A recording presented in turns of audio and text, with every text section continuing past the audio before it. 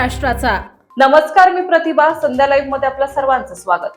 मुंबईच्या शिवतीर्थावर आज मनसेचा भव्य पाडवा मेळावा होत असून संपूर्ण महाराष्ट्राचं लक्ष राज ठाकरेंच्या भाषणाकडे लागले आहे। सोशल मीडियावरील टीजर मधून त्यांनी महाराष्ट्रातील सध्याची राजकीय स्थिती तुम्हाला पटते का असा थेट सवाल करत सत्ताधाऱ्यांवर निशाणा साधला आहे। राज ठाकरे यांनी मराठी अस्मिता, भाषा आणि महाराष्ट्र धर्माशी कोणतीही तडजोड करणार नसल्याचा खणखणीत इशारा दिलाय।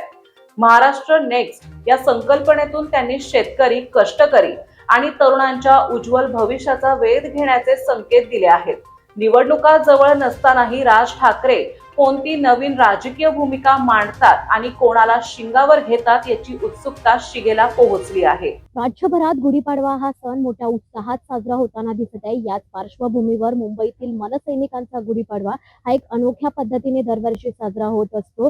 यावेळी देखील आपण जर बघितलं तर शिवतीर्थ म्हणजे शिवाजी पार्कवर कुठेतरी मनसैनिकांचा गुढीपाडवा मेळाव्याचे आयोजन करण्यात आले आहे। आपण जर माझ्या मागे पाहिलं तर भव्य दिव्य असा स्टेज देखील सजवण्यात आलाय। त्याचबरोबर आपण जर पाहिलं तर कुठेतरी झेंडूच्या फुलांच्या माळ्यांनी सजावट करण्यात देखील आलेली आहे। महाराष्ट्र नवनिर्माण सेनेचा पारंपरिक आणि बहुचर्चित असलेला हा गुढीपाडवा मेळावा याकडे सर्वांचेच लक्ष लागलेले आहे। आपण जर पाहिलं तर या मेळाव्याला उद्धव ठाकरे येणार का, त्याचबरोबर ठाकरे गटाचे काही शिलेदार येणार का याकडे देखील सगळ्यांचे लक्ष लागले आहे। मात्र जर आपण पाहिलं तर सूत्रांकडून आलेल्या माहितीनुसार कदाचित उद्धव ठाकरे येण्याची शक्यता देखील कुठेतरी नाकारण्यात येत नाहीये।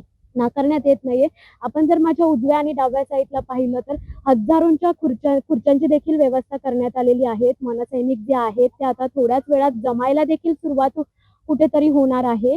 राज ठाकरे यांनी कालच त्यांच्या एक्स वरती जवळजवळ मनसेचा गुढीपाडव्याचा टीजर देखील जारी केला आहे। त्याचबरोबर आपण जर पाहिलं तर त्यांनी आज सकाळी ट्विटरवरती एक पोस्ट ट्वीट केलेली आहे। त्यामध्ये कुठेतरी त्यांनी म्हटलं आहे की नेक्स्ट महाराष्ट्र म्हणजे पुढचा महाराष्ट्र।